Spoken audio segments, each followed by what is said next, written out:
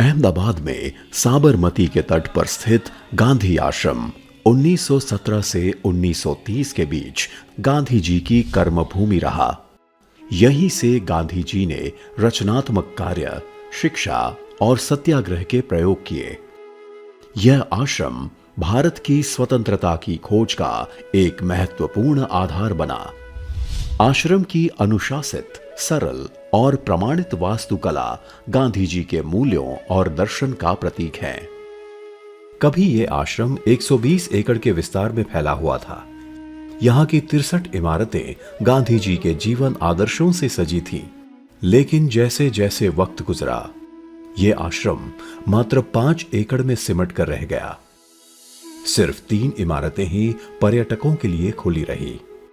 शेष या तो समय के साथ नहीं रही या फिर व्यस्त आश्रम रोड के दूसरी ओर स्थित रही।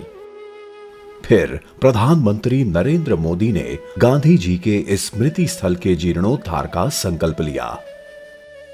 इस तरह शुरू होने जा रहा है गांधी आश्रम को उसके मूल रूप में लाने का कार्य।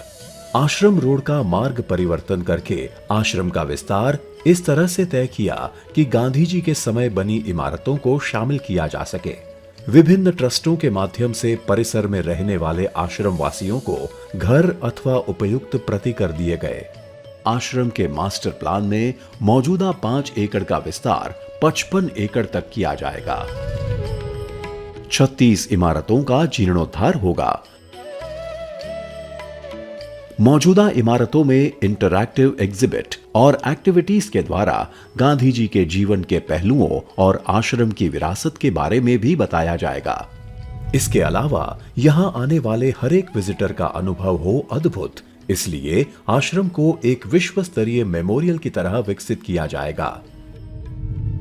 ओरिएंटेशन सेंटर, चरखा कताई, हाथ से कागज तैयार करना, सूत कताई जैसी एक्टिविटीज लोगों के चरित्र निर्माण में भूमिका निभाएंगी और होंगी लोगों के लिए सुविधाएं।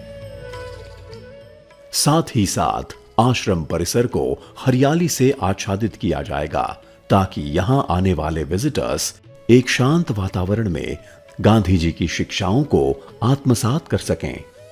महात्मा गांधी परिवर्तन लाए, ये सर्वविदित है कि उन्होंने लोगों की आंतरिक शक्ति को जगाकर उन्हें स्वयं परिवर्तन लाने के लिए जागृत किया, प्रेरित किया।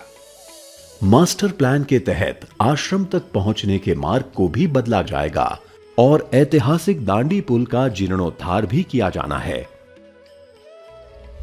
यह प्रोजेक्ट भारत सरकार द्वारा फंड किया जाएगा। साथ ही ट्रस्ट और आश्रम वासियों के सहयोग से यह होगा परिपूर्ण। गांधी जी की कर्मभूमि की मूल स्वरूप में पुनर्स्थापना उनके मूल्यों और दर्शन को जीवंत रखेगी और आने वाली पीढ़ियों को प्रेरित करती रहेगी।